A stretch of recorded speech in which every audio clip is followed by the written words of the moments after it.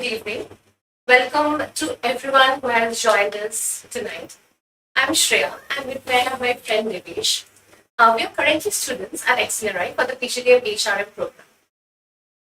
Turning back to a year before, when I was new to this world of business management, I had many questions, I had many doubts that needed to be clarified. Oftentimes, the answers to them were so varied, or there were so many numbers that I didn't know exactly which one to believe in.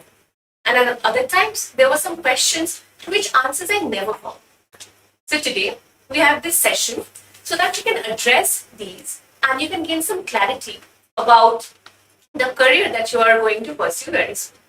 To address this, we have three distinct perspectives to look at. First, we have an alumnus with us, from XLRI, who has been working extensively for 18 years in the industry. We also have a senior professor with us to provide an academic perspective to your questions. And also, as the students, we can tell you about our journey, about our processes of getting into XLRI and how the journey has been so far. Thanks, Shreya. So, Devesh here, and I would like to introduce our guests first. So, starting with our lovable alum, Mr. Harish. So, he's currently leading talent and culture at CRED as the CHRO there. And he has previous work experience in Amazon, AVG, and G. And for that, and while he was at XLRI, he was the gold medalist here. So, we can get some pointers on that as well. And he has vast experience in leadership and talent management roles. And he will be able to provide us with a lot of examples while he was at XLRI and while he was working in multiple roles in different companies. And then we have Professor Premarajan. He is one of the most senior professors at XLRI. And a fun fact that he has taught all three of us here. And we would love to have his opinion while we are in this conversation, and we are thrilled to take the conversation ahead. So, let's start with the questions. So initially, a very basic question that I think all of us need a clarity on as students who would like to pursue HRM. Exactly what does HRM entail? Beyond what we know, that is the traditional perspective. First of all, thank you for having me here. It's always a pleasure to be back on campus and contributing in my own way back to the institute which gave it all to me and build the HR community. The question on what does HRM actually entail? Look, the philosophical view of HR as to why HR exists in any organization, be it a business or a social organization. It exists because the organization is in the business of doing something for its customers. Now, to organize, or for the organization to do something, you need to organize. And people and ways of working amongst people becomes important. HR enables that to happen in an organization.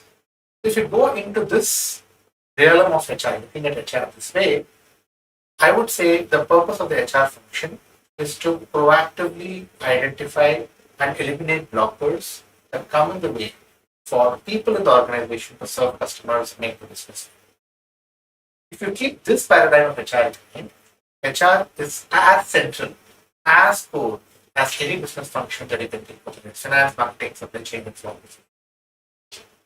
on. So, we would like to add anything. Well, I really like the answer Harish has given. When you look at, I think the question meant the way we look at HR traditionally. Many of the people have this misconception HR is a support role that is more involved in probably either paper pushing or in terms of organizing parties, tours, etc., etc. That is one kind of a stereotype view about HR. But if I were to look at HR in a simple manner, I would look at it as the true enabler of result in organization. Fine. And to that extent, I would go beyond what Harish has said to put HR as the most important function in certain sense of the word. Fine. It truly enables the achievement of result. Fine. How it aligns itself to business strategy of the organization, how it builds capabilities of the people, how it helps in terms of sourcing the right kind of talent, how it gives input or makes decision related to how to reward people, how to recognize people. These are some of the very critical issues that in the ultimate run enables the effective functioning of the organization. And that role is done by HR. Devesh, I would like your inputs as well. So before you joined XLRI in the HRM program, Yeah. and after you've been through it in the past 1.5 years, what would you say has changed about your perspective? So actually, there is. I will just share a small story that actually my sister is also an HR, and I used to initially make fun of her that your job is very easy. But when I saw her working and the kind of work she was doing, so that was the point I realized that there is so much more to this field. And as a student, as an aspirant, I had very less idea about this field. We know a lot about marketing, finance, operations, but as HR, we don't know much. So I believe knowing more about HR will definitely help us understand what it is. And therefore, I'll take us to the next question. That are there any particular qualities or backgrounds which help anybody succeed in HR? Or is any background or qualities suited for someone who is trying to go into HR? Yeah, there are a few qualities that make people successful in HR, or what I see in great HR professionals. The first one is they carry exceptional amount of compassion and empathy, leading to high emotional intelligence. That's the first quality I see. The second quality I see is their ability to influence, inspire, and engage, whether it's leaders, whether it's team members, whether it's organization. It's incredibly high. So they're natural leaders. That's the second quality that I see. The third quality that I see in HR professionals is their ability to be proactive and preempt. They're very right a lot in what can come, because I always keep this analogy of HR to an air pillow. With air pillow, you press the air pillow, you don't know where the bubble is going to come. It's very difficult. You can't predict. But great HR is like that. You test something today, you don't know where it's impacting, what it's impacting, and when it's impacting. Right? But your ability to see that patterns and draw predictive inferences is a very important skill great HR professionals have. That's why they are right a lot than being more wrong a lot. Sir, do you think that in your experience, have you seen a particular field of people or particular type qualities your students have had have succeeded later on in the life field of HR? Yeah, so if I recall from my last 30 years of teaching at XLRI, some of the people stand out in terms of their outlook, in terms of their conviction. Fine. So it is fine to say that a successful business manager must have analytical thinking, strategic ability, business acumen, so on and so forth. But when it comes to HR, beyond all these things, I'm not saying these are any less important, but beyond these things, what I would like to look at is whether when you think about yourself, whether there is an excitement about engaging in helping relationship. Fine. So that to me is a very important quality. Based on your past, maybe this potential students, I am giving the suggestion, just recall your own past, or how do you deal with others, etc. Do you get excited by the thought of engaging in helping relationship? It could be solving others' problem, helping them develop, helping them get some information, etc., etc. So all these things would point towards the fact that I enjoy this act of engaging in helping relationship, and that would get augmented when the qualities Harish talked about in terms of compassion, in terms of empathy. Fine. So that excitement about engaging in helping relationship to me is one of the most important quality. It doesn't mean that I am laying less emphasis on any of the other qualities like analytical thinking, critical thinking, fine ability to influence, fine in terms of impactful communication. All this also are important. But to me, that fundamental quality would be something related to this. Shreya, would you like to add any point that I think you had a unique background? Sure. So when I joined XLRI, and there were classmates or friends from diverse backgrounds. We had engineers, we had liberal arts students, we had people from commerce and accounts, and it was a beautiful mixture, I would say, in the sense everybody found their strengths in some curriculum or the other. Maybe in one subject, I could see the engineers excelling, and they are the people who were helping the others if they were not very comfortable with it. In some other subjects, I saw the liberal arts students doing amazing, and me as an engineer, I was awed because I had learned a lot from them. Even for the commerce and account students, they have been so active in class, they have been so engaging, and there has been so much to learn that I feel no matter what background you're coming from, you will find your ground if you have the qualities that Sir and Harish mentioned. Right. So, moving on to the next question, this is something I think that has been on our minds as we were aspirants, and that has been on your minds for the longest time. So, sir, what does XLRI have, or what is the curriculum of XLRI that differentiates it from the other B schools? It's an interesting tough question because there are lots of XLRI that makes it very unique from my own personal experience of not just studying here, but also now seeing the industry now for more than close to 2 decades and really recruiting from all these schools, including XLRI. What differentiates XLRI in the curriculum, in my opinion, is one, you are taught to learn HR as a business system, as an organizational system, not just as a support function. This is what Professor already explained. You are taught about that. You will understand the linkages between a performance management system to a compensation system, to a talent system, to a competence system. And the reality is, businesses operate like that. That's the first important, unique thing about the curriculum that you will see. Plus the fact that you're also learning all aspects of business management. It's marketing, you have courses on marketing, you have courses on sales, you have courses on even decision making, you have courses on quant, you have courses on finance and accounting, courses on operations and strategy. So you also get to understand other functions, learn about other business functions, and more importantly, appreciate the role of HR in making these functions do what they have to do, which I think XLRI is blessed with, thanks to the fact that we have both programs here. We're also taught law, which I think can't be underestimated. It's very important to know that law is not the rote learning of law. What law taught me at XLRI was real critical reasoning. And if I count the days I've spent now on critical reasoning in my life as an HR professional, I go back to the days of learning law, on how to interpret and how to analyze and how to reason, how to argue. So that's really what I think it makes XLRI curriculum very, very unique versus other mixed schools in India and probably in the world.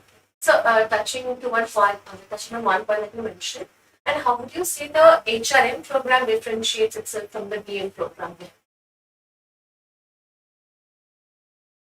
Open to both of you. Open to both of you. Yeah, so I think probably we'll have to take a step back and look at how XLRI started as a business school. So I don't know whether you are aware, we started or maybe at the time when India was gaining independence. So that is the time XLRI commenced. Fine. And the program that we started with was an HR program. Unlike a typical B school, we didn't start with a business management program. We started with an HR program. And what is important to keep in mind is that this was started by a group of Jesuit priests who came from the United States, right? So it had that international outlook. So what we today say as is global focus, at the same time, there is a local emphasis. Fine. So that I would say is one of the hallmarks. The kind of curriculum that was introduced was of international standard. And at the same time, since its genesis is in the industrial township of Jamshedpur, it also had a direct relevance to what were some of the people-related issues, what are the labor relations issues that the organizations in and around Jamshedpur, particularly Tata Steel and other similar organizations were experiencing. So it was actually rooted in the issues and the topics of that time, which were pretty relevant for an HR profession. And gradually we sort of consolidated our position in the field of HR. And it's only then we started with our business management program. So what you would find is that there was an overarching influence of some of this HR orientation, because broadly speaking, we look at it in terms of managing yourself. You're taught about managing yourself, managing others, and then managing business. Fine. So if you look at that perspective for an HR program, and when in the 60s, when we started business management program, you will find this same approach had an influence on our business management curriculum. So therefore, unlike a typical business management graduate who would graduate from one of those top B schools like XLRI, you would find, and this is also one out of the feedback that we keep getting from the corporate world, that Excel graduates are relatively speaking better or more well-rounded. Fine. And I would definitely attribute that to the kind of emphasis that we have created or we have given for our human resource management program. Fine. So that is, what I would say as the differentiating factors between HR and business management program, and both this program when you compare it with some of the other B schools program. Right. So, sir, I would like to ask the next question to Harish. Can you tell us what inspired you when you were a student to choose HR as a career path? Mine was an interesting choice. I was an engineer, software engineer. I became an architect and I was a software manager, and I was shipping technology products globally. When I was applying for my B-school courses, just like anybody, just like all of you in this call, I wasn't sure what should I go after and how should I apply. But then I was reflecting on what do I enjoy doing, and what am I doing in my life today. And at that time, I was a software manager, and I like to explain engineering manager is what I used to call.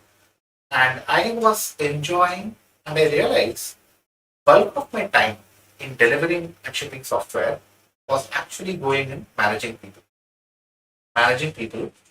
enabling culture, and being able to hold not just my team but also other teams accountable for delivery, right? Because in engineering, everything is implemented. And I realized that if this is what I'm doing, I realized that the HR system around me wasn't really doing what I needed help on in that company at that time. And I realized that if I can learn this, if I can learn it properly in an institute like XLRI, what if I can make a difference? And that was the germ of the thought that I had. And that's when I applied. At those days, you cannot choose both programs. You have to choose only one program. So I chose PMAR, or now called HRM. At that time, it used to be called PMAR. I chose that. I had an offer from other top B schools in India to do business management, but I decided against it, contrary to the wishes of my family. Because it was a conscious choice that I took, that I will do HR because this is a profession that excited me. I also realized as I grow, and it is turning out to be true today, that I also did multiple business roles post graduating from XLRI. I realized that almost 70 to 80% of the time that a business leader gets to spend or an engineering leader gets to spend is actually on people management, organizational management, and cultural topics. If I make it a profession, I can make so many people win, and my blast rate is so much higher. That endeared me to XLRI, and that choice proved out to be right 20 years since. I think I'd just like to add, based on what Harish described about his own journey, fine, and this is something that you all, as young aspirants to such programs, would be experiencing. Fine, so you have certain ideas within you in terms of certain passions, certain interests, but you may have your own parents or your friends, etc., acting as wanting you to go against your own passion. So please be clear about what you want to do. It should not be based on what your parents want you to do or what your friends think are more appealing, endearing kind of choices. So go by your own passion. That is what I would like to emphasize here. Thank you so for valuable insight. So you mentioned about your unique interesting journey, and throughout this journey of like almost 2 decades, what do you think has been the most interesting, what has been the most giving and fulfilling moments throughout your career? Well, I just want to conclude on the previous question on one thing. So it's also important I say this. So it's personal, but I should say that I want to thank my parents here because they supported me when I made this choice. They didn't question me. They also had these social things like anybody else, but they didn't question me. They supported me wholeheartedly, and I thank them because it's paid off. 20 years since, right? So on the question that you asked on the journey I've been through, I after finishing XLRI, I joined Diploma. I joined the lead program of Diploma. It's a general management program where you get to do multiple roles in multiple group companies of a large conglomerate like Diploma Group. So the first few years, I was into HR, but after that, I moved into doing corporate strategy, business strategy, and then I was doing sales and marketing. Actually, sales to be more precise in retail. I was leading a large fashion brand, and and even during that phase where I had to turn around the business, I realized that my calling was actually not building, because all that I did to turn around the business was to turn the organization upside down, and the lever that I had was a very powerful lever, and that's what later I realized most business leaders end up also doing, right? Uh, Post that, I spent time in Amazon, which was a completely different business from a business conglomerate that I was doing there earlier. It's technology driven, it's internet scale. The challenges that HR faces in an internet scale technology company is very different, and they are also internet scale in terms of challenges. And being able to deal with those, develop or invent cutting edge people, processes, and technologies, and be able to influence back on what HR should do in an organization was a great learning experience. And more importantly, see business impact, see customer impact with all of this, right? That's very, very important when you are in HR.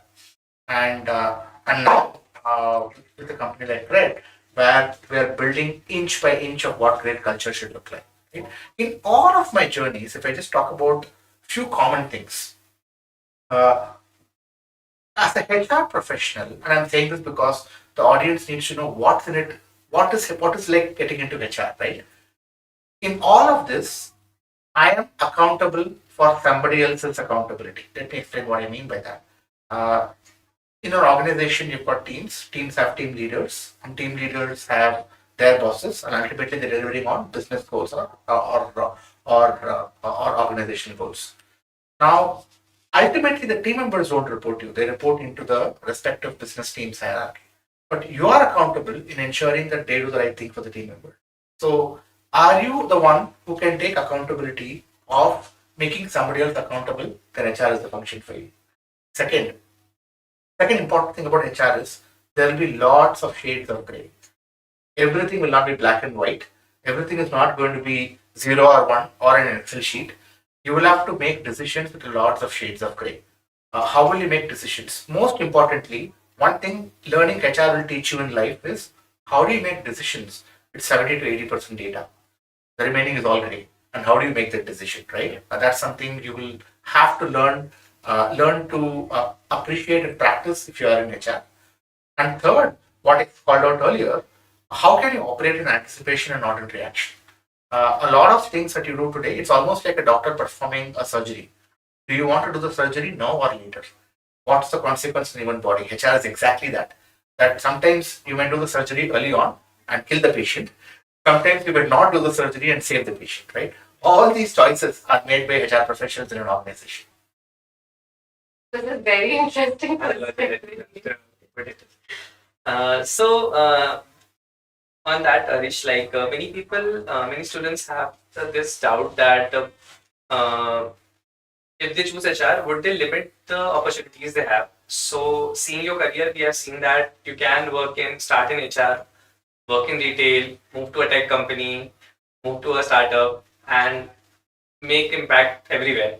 So, how true do you think that is it a one-off thing, or is No. that It's not a one-off thing at all, and I'm not an exception. I believe I have a lot of my own friends who have done this in my own batch. So that's not an exception. I think first of all, if you are truly a world-class professional, if you are truly an open person with an open mind to learn, no function that you choose should matter. You will be able to. Organizations today respect great talent, and they want to give best opportunities to great talent. That's point number one. Point number two, you have to go with your calling. Like I was telling, all my life, across all the three great organizations I've been part of, whether it's Aditya Birla Group or GE or Amazon and now CRED, all these companies, my passion and calling was organization, always in organization building. And I have stayed true to that calling and passion, which is very important. Now, if I didn't stay true to that calling, I might have actually ended up, I'm right now in my midlife, I might have ended up in a midlife crisis. So it's very, very important that you go with your calling, go with your passion, and do not do things just because it's socially looking good, right? That's important. And third, whatever we do, and that's the most important thing which enables fungibility, whatever we do, we learn, and we learn, and we develop in the process and become better version of ourselves all the time. Yeah. Just a thought here. Now he talked about how it was fungible, cutting across various functions, various sectors, etc. I would also like to emphasize on the input side of it in terms of when you join XLRI and you may be having different backgrounds. You are from engineering background, you are from commerce background, liberal arts background, so on and so forth. And to me, it doesn't matter. Each one of you, with whatever background you may come with, you can definitely succeed in this profession. But what is important is ask yourself, is this something that excites you? You know, some of the qualities Harish talked about, I talked about the interest in engaging in helping relationships, so on and so forth. So if that is there, fine. Traversing these courses or the curriculum that are here in XLRI, naturally, an engineering background, a student with an engineering background might find a sort of dealing with quant-related subject easier. But when it comes to an organizational behavior or maybe communication kind of a course, probably people with liberal arts might find it easier, whereas engineers might find it very challenging. So I don't think that matters at all. What is important is, once again, are you interested in this? Do you have it in you what it takes to build a successful career in HR? And if that is there, sky is the limit, according to me. So just a follow-up question, like Devesh mentioned, is it a one-off thing? He said no. But and in your experience of teaching so many people throughout all these years, what is your take on that? I would fully subscribe to what he said. It is certainly not an example because I had seen doctors. In fact, there was MBBS doctors. They were in the same batch. There were 2 or 3 people. Fine, and some of them are doing extremely well. Fine, and some of them are now. I think there are some well-known cases with many of these aspirants might know about. One that immediately comes to my mind is Leena Nair, right? Who is now a CEO of Chanel. Fine. So therefore, there are so many examples, some well talked about, some not so well talked about. But the bottom line is, once again, if you are a thorough professional, fine, you can succeed in any area. But don't look at XLRI as a great brand. So therefore, let me get into HR program, which may not have that much of a competition when you compare it with getting into a business management program, and then use XLRI brand to do whatever I want. That is not the right way of approaching it. Fine, there is nothing wrong in that, but that's not the right way of approaching it. Fine, your success might be not very long lasting if that is the kind of attitude with which you come to an institute like XLRI.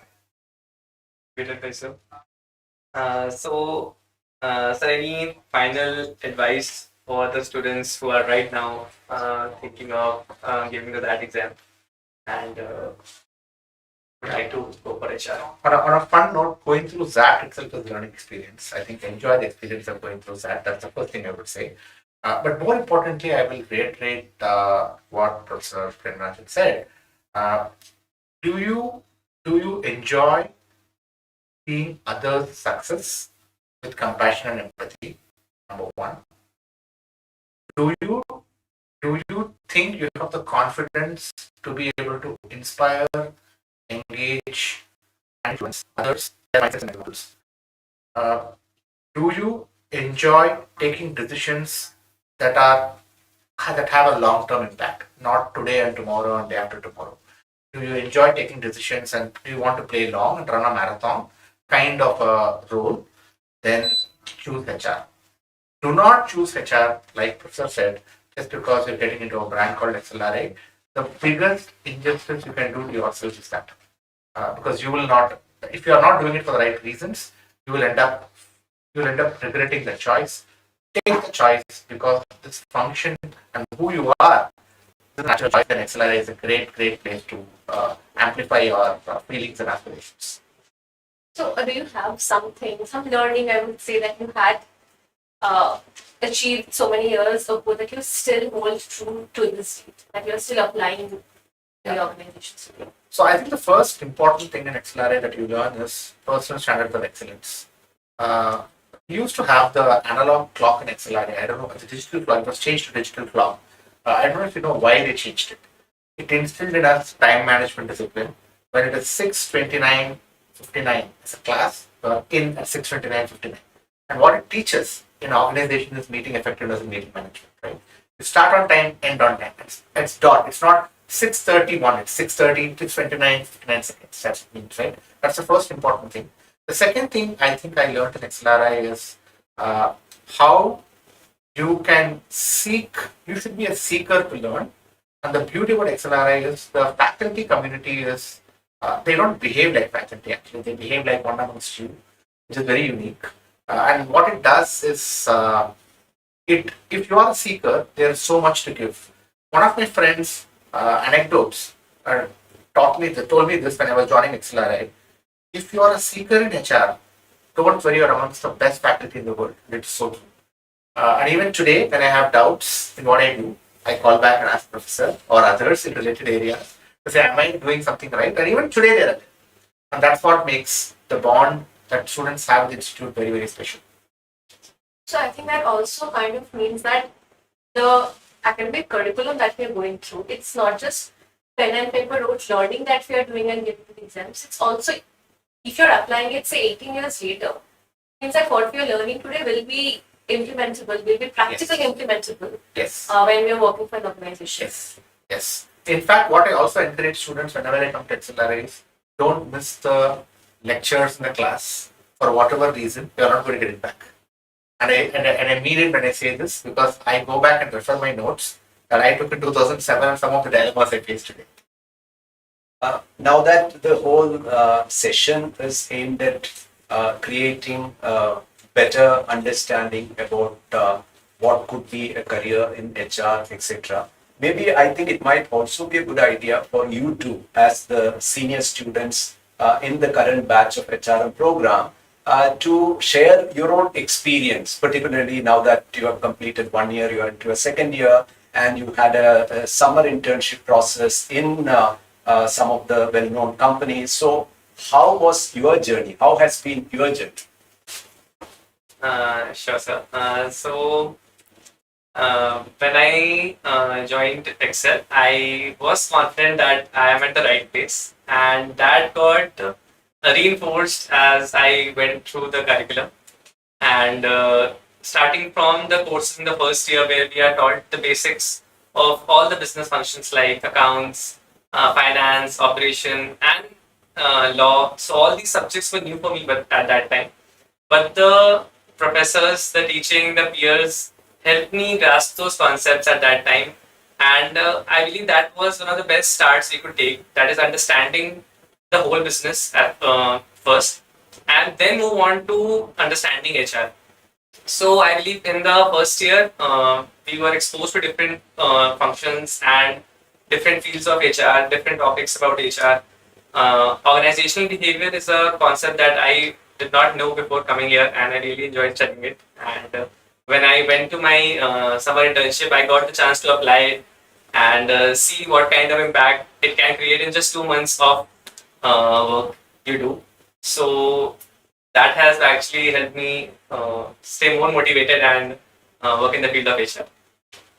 My journey was quite different from yours in the beginning, to say that you felt you belonged in the right place. When I joined, I did not feel I was in the right place because I saw everybody was so smart, so brilliant. I was questioning if they had sent the mail to me by mistake.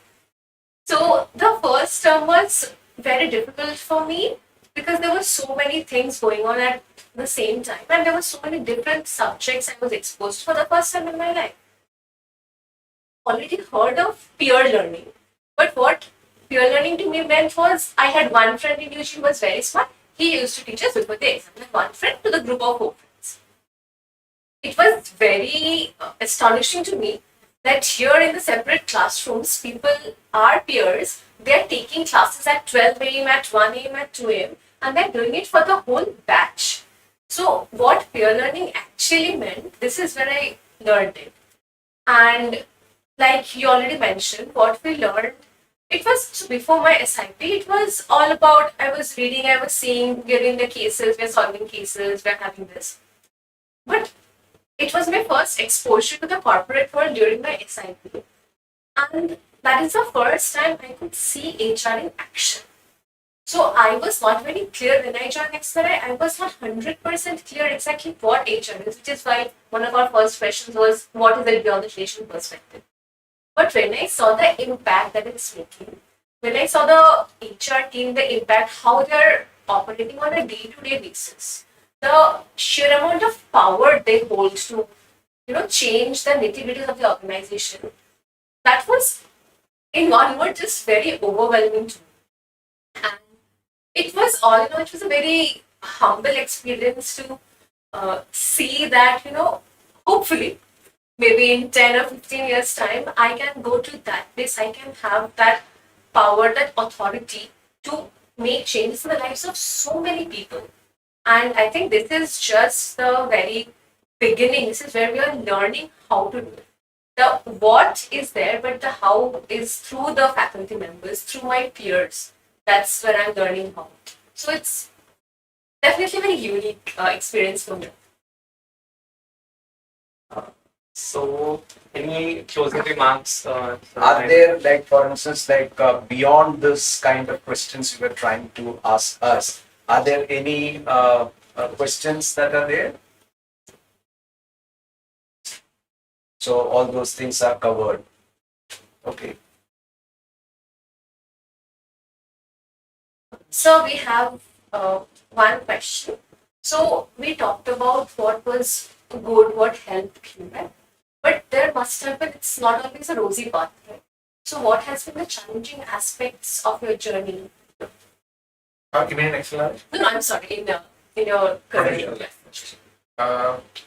As a HR professional, I think the first big challenge I faced was, and you will see that in real world, is not all people are same. And people in an organization, people come from different geographies, different cultures, and I work in global companies. They come from very, very different mindsets. Now, your ability to design, say, a policy or a program that includes everybody's views and mindsets is not easy. Think of a government making a public policy, right? You cannot satisfy everybody, but your endeavor is to keep all their interests in mind. So that complexity you start facing very early on in your career in HR, and that sort of unnerved me. It wasn't easy for me to do that. The second thing also is the kind of decisions that are vested with me early on in HR. Like this is true for most HR people when you ask, you get direct access to senior leaders because everybody wants HR at the table. If you are a good HR functioner or HR professional, and you have a lot of responsibility in what you say and what you do in those tables. Now you can easily misuse the power that's there with you, and be unfair to people who believe that they will represent them in the right manner, But you have a lot of responsibility therefore on your shoulders. How do you do that, right? That's the second important thing I learned the hard way. Not that I made mistake, but it was very unnerving to go through these phases. And the third important difficult thing for me is change management. A lot of time in HR. A lot of business leaders, especially CXOs, if you ask them, they will say that the toughest thing in an organization is to drive change. Shifting mindsets from point A to point B. That's very important in the pace at which technology evolves today. And a lot of my difficult challenges have been in enabling and driving change in the company. Especially in shifting deep-rooted mindsets and beliefs of people. So those are three large areas I would say where things weren't very easy for me. Sure. So one more question is that how do you see the competencies that you mentioned that, for example, being empathetic, inspiring, and engaging are one of the important qualities of an HR? How do you think these qualities getting changed as like we move to a more digital age? For example, CRED is a very tech-oriented organization as well. So how do you think HR would change in the future? And so was Amazon. So I had the fortune of working with some of the finest engineering, technology, AI professionals in the world, both in Amazon as well as in CRED. I think it's becoming even more important as a couple of technology leaders tell me that the biggest asset is people, even more than ever before now. And the biggest input lever for winning in a company now is no longer the external factors that influence, are the internal factors, the internal ways of working. A company can fail not because they chose the wrong market or they chose the wrong set of customers. Of course, those are things that can be corrected.